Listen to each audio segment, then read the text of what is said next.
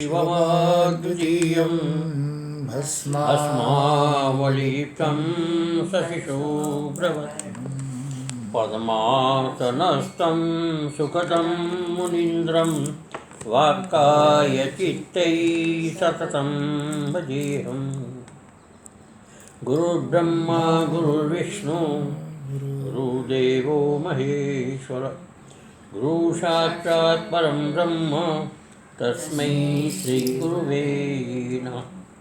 ध्यानमूलं गुरुमूर्ति पूजामूलं गुरुपदं मंत्रमूलं गुरुर्वाक्यं मोक्षमूलं गुरुकृपा।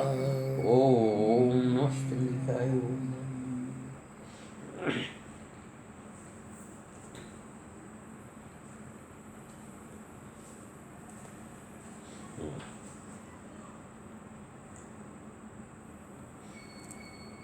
वेत्ति लोकमहेश्वरो असम्मूढसमर्थेषु सर्वपापैः प्रमुच्यते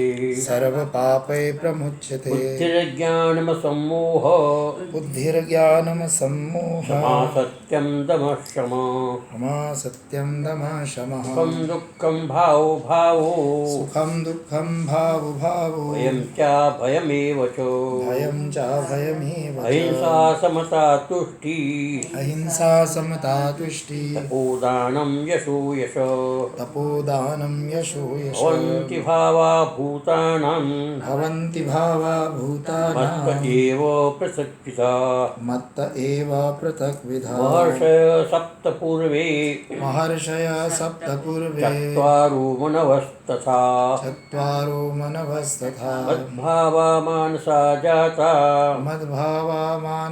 येषां लोक इमा प्रजा येषां विभुतिं योगं च मयो वेति तत्त्वतः सोऽविकम्पेन योगेन युज्यते नात्र संशय। ऐसा था कल अपने भगवान के महेश्वरत्व यानी कि भगवान महेश्वर है, सर्वोत्कृष्ट है, सबके शासक है और सबके नियंत्रण है, इस प्रकार का इसे कहा गया था। अभी जो है इसके विषय में कैसे महेश्वर है इसके विषय में बताते हैं आगे के श्लोक पे, चौथे श्लोक में। बुद्धिर्ज्ञान सम्मोह क्षमा सत्यम दमः शमः सुखम दुःखम भावो भावो भयं च अहिंसा समता तपोदानं यशोषम भवन्ति भावा भूतानां मत्त एव पृथक्विधा। ये जितने भी पृथक्विधा जो सारे विभिन्न प्रकार के जो संसार में भाव है, संसार के जो पदार्थ या भाव है वो मत्त एव मेरे से ही उत्पन्न हुआ है। भवन्ति भावा भूतानां भावा, ये भूतों के जो भाव है, ये सब मनोभाव है या जो संसार के पदार्थ है, मत्त एव मेरे से ही पृथक्विधा भिन्न भिन्न प्रकार से उत्पन्न हुआ है। अंतःकरण बुद्धि किसको कहते हैं? बुद्धिर अंतःकरण सूक्ष्म अर्थ विवेक सामर्थ्य। सूक्ष्म अर्थ अत्यंत सूक्ष्म जो है, जिससे सूक्ष्म संसार के अंदर कुछ दूसरा नहीं है, ऐसा है आत्मा। उस आत्मा के विवेक को समझने वाला जानने वाली जो है बुद्धि है, अर्थात उस आत्मा को समझने में सामर्थ्य है। सूक्ष्म अर्थ विवेक करने वाली सामर्थ्य बुद्धि। ज्ञानम आत्मा अनात्मा सर्व पदार्थ अवबोध। ये आत्मा है, ये अनात्मा है, ये चैतन्य है, ये जड़ है, ये स्थूल है, ये सूक्ष्म है।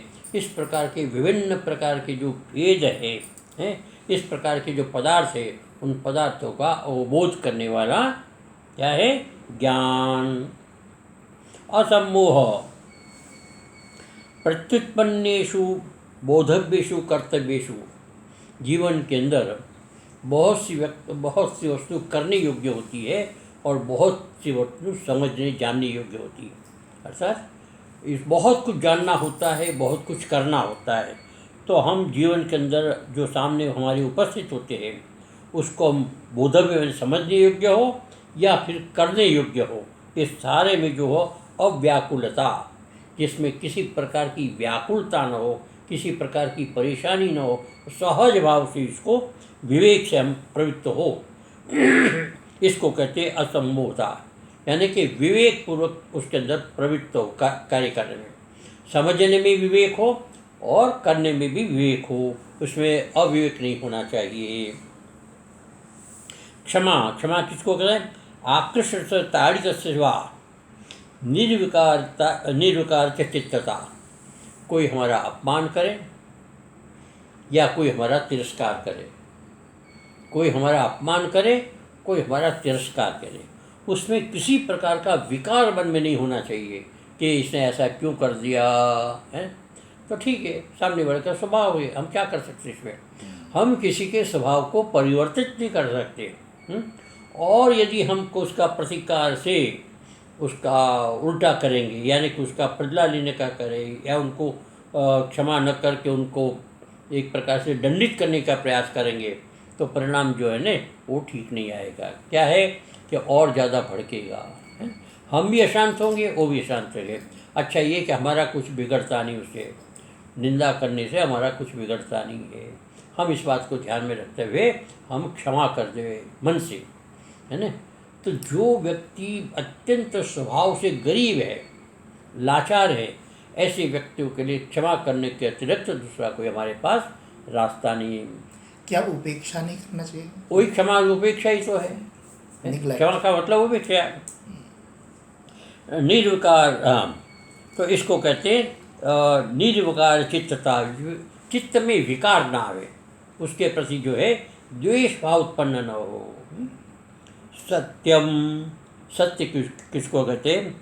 प्रमाणेन अवबुद्धस्यार्थस्य तथैव भाषणम। सत्य की जैसे ही प्रमाण के द्वारा, प्रमाण क्या होता है? प्रत्यक्ष, अनुमान, उपमान, शब्द, अर्थापत्य, अनुप्रिय प्रमाण। इन प्रमाणों के माध्यम से अवबुद्धस्या से, जैसा हमने अर्थ को समझा देखा, जैसे हमने अर्थ को समझा या देखा, उसको उसी प्रकार से कहना, यानी उसके मिर्च मसाला मिलाकर नहीं कहना, इसको कहते हैं सत्य भाषण। दमो, बाह्येन्द्रियाणां सविषयेभ्यो दमनम, निवृत्ति। अर्थात दम इसको कहते हैं बाह्य इंद्रियां। बाह्य इंद्रिय कौन है? चक्षुरादि जो बाह्य इंद्रिया है, उनका अपने विषयों से उसको निवृत्त करने का नाम ये होता है दमः। शमः, अंतःकरण से समता, अंतःकरण में शांति रहे, अंतःकरण में विक्षेप उत्पन्न न हो, अंतःकरण में किसी प्रकार की तरंगे उत्पन्न न हो, इसको कहते हैं शमः। सुखम, सुख कहते हैं धर्म साधारण का, धर्म साधारण करण का अनुकूल वेदनीयम। सुख क्या होता है कि धर्म का साधारण जो करण है, अर्थात सुख का मूल कारण क्या है? धर्म। तो धर्म उसका करण हुआ।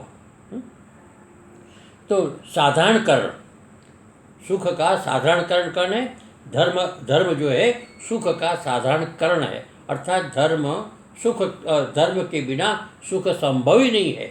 इसलिए कहते सुख कहते हैं अनुकूल वेदन। ये जो अनुकूल वेदनीय, अनुकूल की अनुभूतिता होती है, अनुकूल का एहसास होता है, उसको कहते हैं सुख। और धर्म का असाधारण, दुख का असाधारण कारण कौन है? तो कहते हैं अधर्म। दुख का असाधारण कारण अधर्म। तो दुख अधर्म साधारण कारण कम, प्रतिकूल जो नहीं चाहते हुए हमको अनुभव को मजबूर आवे या न चाहते हुए भी हमें उसको उसका एहसास करना पड़े, उसको कहते हैं दुख। भव उत्पत्ति, भव का मतलब भवती जी भव, जो होता हो, है जो प्रकट हो, उसको कहते हैं उत्पत्ति। भाव, भाव मैंने सत्ता, सत्ता का मतलब अस्तित्व। तो असत्ता, अभाव, अभाव कैसे? सत असत, असत का अभाव होता है, असत है ही नहीं है, इसलिए अभाव। भयम त्रास तद विपरीतम अभयम। भय किसको कहते हैं? तो त्रास को भय कहते हैं। अर्थात मन में एक प्रकार से खलबली मच जाए, है ना, मन में एक रोमांच हो जाए। क्या उसको कहते हैं? रोमांच कैसे है? एक और शब्द है रोमांच के साथ साथ। तो इस प्रकार का जब भय उत्पन्न होता है तो शरीर में एक प्रकार से कंपन, पसीना छूटता है। तो इस प्रकार से न हो उसको कहते हैं उद्वेग। ये वो शब्द है इसे रोंगटे खड़े हो गए कहते हैं ना, रोमांच। एक तो रोमांच है, रोमांच हर्ष में होता है, और भय में जो है वो कुछ एक शब्द और में भूल रहा हूँ। भय के लिए ऐसा शब्द अलग है। तो त्रास तद विपरीतम अभयम, त्रास न हो उसको कहते हैं अभय। एवं च एक चकार, एक चकार जो है इसमें उक्त समुच्चयार्थ जो कुछ कहा है उसका समुच्चय माने एकत्रीकरण हो जाए। व्याकुलता स्वामी, व्याकुल नहीं, शब्द वो अलग है, मैं याद कर पा। अपरो अनुक्त बुद्धिया अबुद्धिया अज्ञानादि समुच्चयार्थ, दो चकार है इसमें। तो एक चकार तो कुछ ये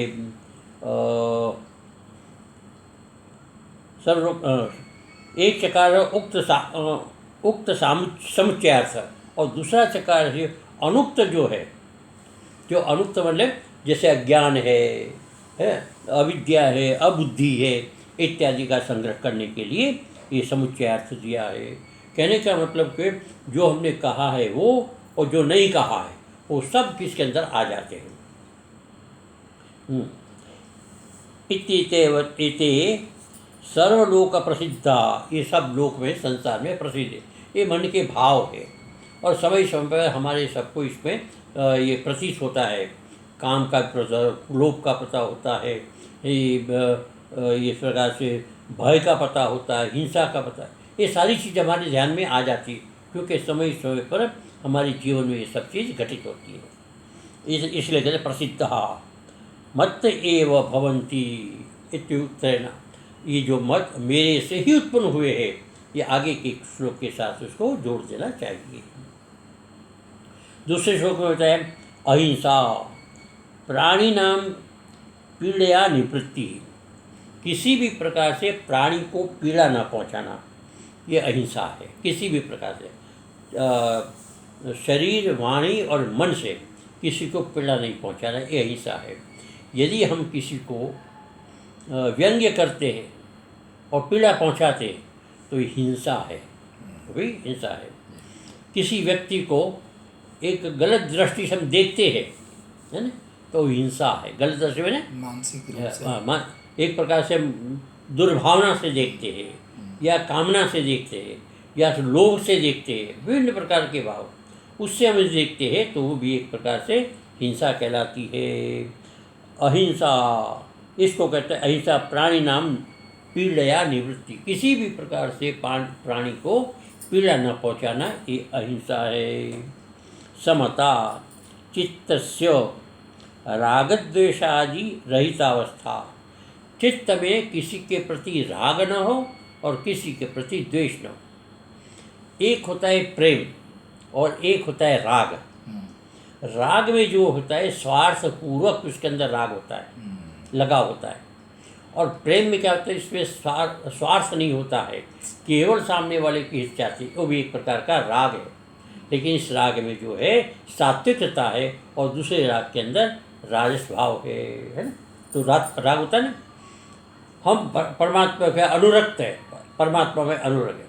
अब परमात्मा से हम किसी प्रकार का स्वार्थ अपना सिद्ध करना नहीं चाहते, केवल परमात्मा की प्रसन्नता चाहते हैं, तो राग जो है सात्विक राग कहलाता है। और परमात्मा इसलिए राग करते हैं कि भगवान हमारे बच्चे को अच्छी नौकरी दिला दे, भगवान हमारे बच्चे की शादी करवा दे, भगवान हमारा केस जितवा दे। तो ये जो राग है वो राग है। तो इस प्रकार का राग जो है राग द्वेष आदि रहित राग और द्वेष जिसके न हो उसको कहते हैं समता। चित्त से समता। हाँ, तुष्टिर भोग्येषु एव तावता अलमिति बुद्धि। बड़ा सुंदर है। तुष्टि जिसको कहते हैं कि भोग्येषु एव एतावता अलम बुद्धि। देखो, हमारे साथ भोग के अनेक साधन पड़े हैं, खाने पीने की, पहनने की, अनेक प्रकार के साधन, सब प्रकार की सुख की सामग्री हमारे पास है। लेकिन ये भी कारण, ये भी पहन लूँ, ये भी पहन लूँ, ये भी पहन लूँ, ऐसा जो होता है, भिन्न भिन्न प्रकार से रंगों के वस्त्र पहन लेवे, भिन्न भिन्न प्रकार के भोजन कर लेवे, ऐसी जो इच्छा होती है उसको कहते हैं अतृप्ति। लेकिन सब कुछ होते हुए भी अलम, बस ठीक है, इतने मात्र से पर्याप्त है, ये जो है उसको कहते हैं तृप्ति। भोग में ज़्यादा रुचि न रखना है, विभिन्न प्रकार के भोगों में ज़्यादा रुचि न रखना, वो होता है तृप्ति, तुष्टि। ये तुष्टि है, संतोष। एतावता अलम बुद्धि, बस ठीक, अब इतना पर्याप्त है। तपः शास्त्रीय मार्गेण काय इंद्रिय शोषणम। तप क्या है? तप दो प्रकार का है। एक तो होता है अपने आप को संतप्त करना, है ना, व्यर्थ में परिश्रम करना, व्यर्थ में चिंता करना, व्यर्थ में किसी प्रकार के झंझटों में फंसना, है ना, ये सब ये भी तप एक प्रकार का। लेकिन वो तप जो है तामस तप है। सात्विक तप उसको कहते हैं कि शास्त्रीय मार्गेण, शास्त्र जिस प्रकार से हमको बताते हैं कि इस प्रकार से व्रत करो, इस प्रकार से उपवास करो, इस प्रकार से जप करो, इस प्रकार से अनुष्ठान करो, ये जो शास्त्र के द्वारा प्रतिपादित है, उस प्रकार से यदि तन को और मन को यदि शोषण होता है अर्थात कष्ट होता है तो शास्त्रीय तप है, इसको तप कहेंगे। सही। दानम देशे काले श्रद्धया यथाशक्त्या अर्थानाम तत्पात्रे समर्पणम। दान किसको कहते हैं? देश काल में श्रद्धा, श्रद्धापूर्वक, ठीक देश होना चाहिए, ठीक काल होना चाहिए, और ठीक ठीक पात्र, भिन्न पात्र इसमें नहीं दिया, लेकिन वहाँ गीता में आता है देशे काले पात्रे च। तो देशे काले श्रद्धया यथाशक्त्या आया, यथाशक्त्या अपनी शक्ति के अनुसार, अर्थानाम सत्पात्रे, जो सत्पात्र होता है उसे समर्पणम, उसको देने का नाम है दान। यशो, यश जो है कोई अच्छी चीज़ नहीं है, लेकिन कहते हैं कि यश धर्म निमित्ता लोक श्लाघ रूपा प्रसिद्धि है।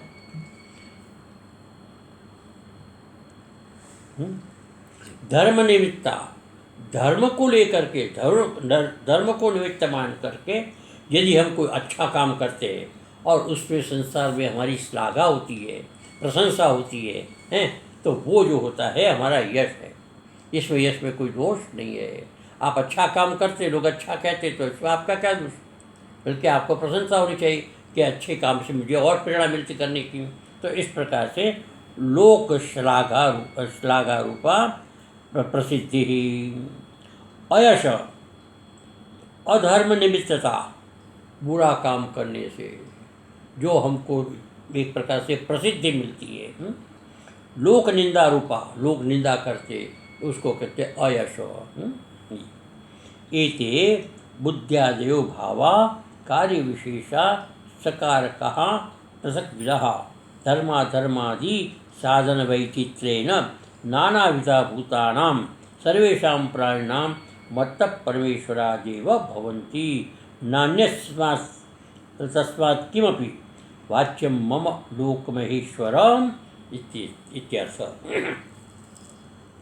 एते बुद्ध्यादि, ये जो बुद्धियादि ने, बुद्धियादि है ना, कौन सा?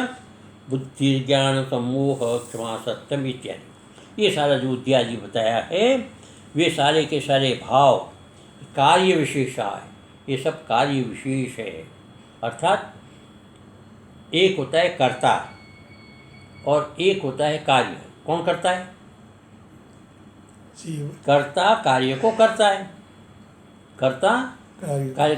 तो ये सारे के सारे कार्य है। बुद्धियादि जो है ना, कार्य विशेष जो है उसका कर्ता कौन है? तो कहते मैं हूँ। ये कर्ता कोई दूसरा नहीं है, कोई दूसरा नहीं, केवल मैं करता हूँ। तो इस कार्य रूप जो विशेष है सकारण का, ये सब सकारण है, अकारण नहीं कोई। सबके पीछे अपने अपने कोई न कोई कारण है, उस कारण से कार्य का निर्माण हुआ है। पृथक विधा, अलग अलग प्रकार से विभिन्न प्रकार के प्राणी है, विभिन्न प्रकार के भाव है, विभिन्न प्रकार की वासना है, विभिन्न प्रकार के संस्कार है। ये सारा मिलकर के सारा संसार में पदार्थ बनते। और जितनी अलग अलग वासनाएं हैं, जितने अलग अलग संस्कार हैं, इतने अलग अलग जो है पदार्थ बनते हैं। तो इसके से पृथक विधा धर्मादि साधन वैचित्र्य, कुछ धर्मपूर्वक होते हैं, कुछ अधर्मपूर्वक होते हैं। सारे के सारे ये जो भाव है, भाव नाना विधा, अनेक प्रकार के भूतानाम, विभिन्न प्रकार की भूत है, उन भूतों का सर्वेशाम प्राणी नाम, ये जितने भी संसार के अंदर प्राणी है उस प्राणी का मत्त परमेश्वरादि भवन्ति, मुझ परमेश्वर से ही सारे उत्पन्न हुए हैं। इसीलिए नान्यात अन्यस्मात् तस्मात् किम वाच्यम, कहते अन्य किसी से नहीं हुआ है और इसका कोई कर्ता नहीं है। इससे बढ़कर के क्या प्रमाण हो सकता है मेरे परमेश्वर की? भगवान कहते हैं किम वाच्यम मम, इससे भिन्न क्या कहना चाहिए, क्या कहा जा सकता है मेरे परमेश्वरत्व में? इसलिए मैं ही इस जगत का परमेश्वर हूँ। है कि नहीं? जी जी। अब यहाँ पर जो है भगवान कहते हैं देखो ये तो भाव सब उत्पन्न किया, अब आगे क्या उत्पन्न करता हूँ देखो। इतश्चेत् एतदेवम, इस प्रकार से आगे भी महर्षय सप्त पूर्वे चत्वारो मनवस्तथा मद्भावा मानसा जाता येषां लोका इमा प्रजा। कैसे सारा मैंने उत्पन्न किया क्या? महर्षय, 7 महर्षि, भृगुरादि, नाम बता दूं?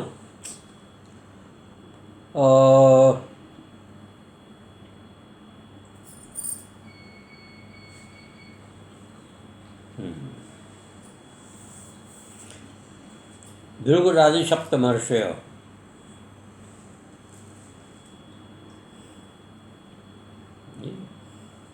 ये होता है ना, भृगु, मरीचि, अत्रि, पुलस्त्य, पुलह, क्रतु और वशिष्ठ, ये 4 जो है 7 महर्षि जो है। तो सप्त महर्षि पूर्व, उसके पहले भी कौन? तो 4 कौन थे? 7 ऋषियों से पूर्व में कौन थे? 4। तो सनक, सनंदन, सरस कुमार, ये भी समझो के भगवान ने ही उत्पन्न किए प्रारंभ में। और फिर मनु उत्पन्न किए। कितने मनु? तो 14 मनु, उसे मनवंतर बनता है।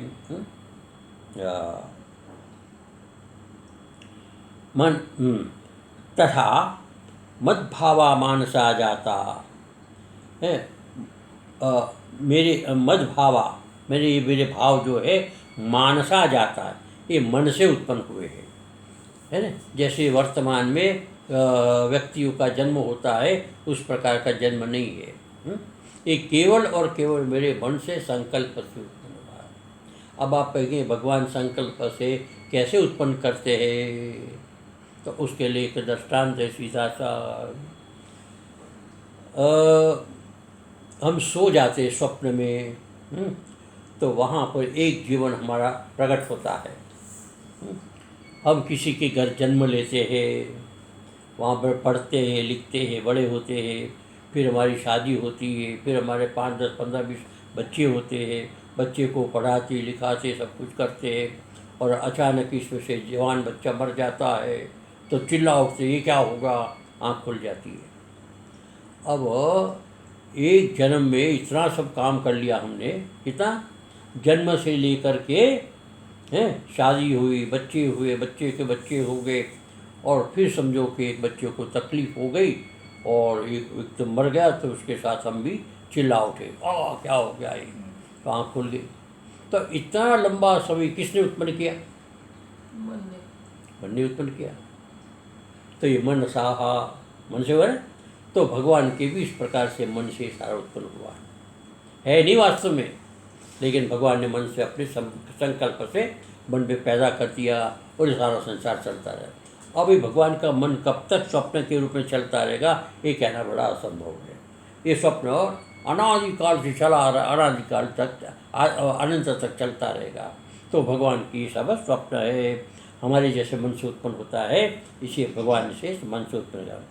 हाँ, मज भावा मानसा जाता, ये सारे के सारे जो है मेरे मन से उत्पन्न हुआ है। इमा ऐशाम लोका इमा प्रजा, और फिर इनके लोक उत्पन्न हुए। फिर इमा प्रजा, ये सारी प्रजा उत्पन्न हुई। तो किसने उत्पन्न किया? तो मैंने उत्पन्न किया। मद भावा, मेरे द्वारा उत्पन्न हुए सारे संसार के ये पदार्थ है। ठीक है। महर्षयो वेद तदर्थ द्रष्टारः, महर्षि किसको कहते हैं? वेद तदर्थ द्रष्टार, वेद को देखने वाले और वेद के अर्थ को जानने वाले जो है उसको मंत्र द्रष्टारो ऋषयः, मंत्र को देखने वाले जो है उसको ऋषि कहते हैं, उसके अर्थ को जानने वाले हैं उसको ऋषि कहते हैं। तो ये द्रष्टार सर्वज्ञ, इसको सर्वज्ञ कहते हैं। विद्या संप्रदाय प्रवर्तकः, ये विद्या संप्रदाय प्रवर्तका है। एक तो वंश प्रवर्तक का होता है, परंपरा में वंश प्रवर्तक होते ना, दादा परदादा उसके दादा उसके दादा। इसी प्रकार से विद्या संप्रदाय प्रवर्तक, ज्ञान विभिन्न प्रकार के जो दर्शन है, ज्ञान है, जैसे वेदांत दर्शन है, मीमांसा दर्शन है, सांख्य दर्शन है, योग दर्शन है, वैशेषिक दर्शन, न्याय दर्शन है, इसके प्रवर्तक ये सारे ऋषि जो है इस प्रकार के संप्रदाय प्रवर्तक। भृगवादय, भृगवादी जो है ये ऋषि कहलाते हैं। सप्त पूर्वे, ये पूर्व में 7 वैसे ऋषि की उत्पत्ति हुई। अब यहाँ पर ये पूर्व का 2 शब्द दे दिए इसमें। पूर्व मैंने इससे पूर्व चत्वारः, चत्वारः कौन? सनक, सनदत, सनत, सनत कुमार। ये सर्गाद्य का सर्ग आद्य कालाद आविर्भूता, सर्ग से आदि काल में उत्पन्न, सृष्टि के आदि काल से उत्पन्न। जब सृष्टि हुई उस समय इसकी सबसे पहले उत्पत्ति हुई, इसलिए कहते हैं सर्गाद्य काल विभूता, काल विभूता।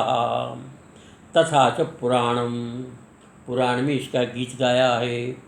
भृगुम मरीचिरत्रिं च पुलस्तं पुलः क्रतुं वसिष्ठं च महातेजा सोऽसृजत् मानसा सुतान्, सो असृजत् मानसा सुतान्, सो मैंने वह परमात्मा ने मानस सुतान असृजत, मानस संतान को पैदा किया, सृजन किया, उत्पन्न किया। कौन कौन? भृगु, मरीचि, अत्रि, पुलस्त्य, पुलह, क्रतु और वशिष्ठ। ये सब कौन से? तो महातेजा, महान तेजस्वी ने अत्यंत प्रभावशाली थे, जो नई सृष्टि करने के लिए योग्य थे। सप्त ब्राह्मण एते इत्येते, ये 7 ब्राह्मण थे।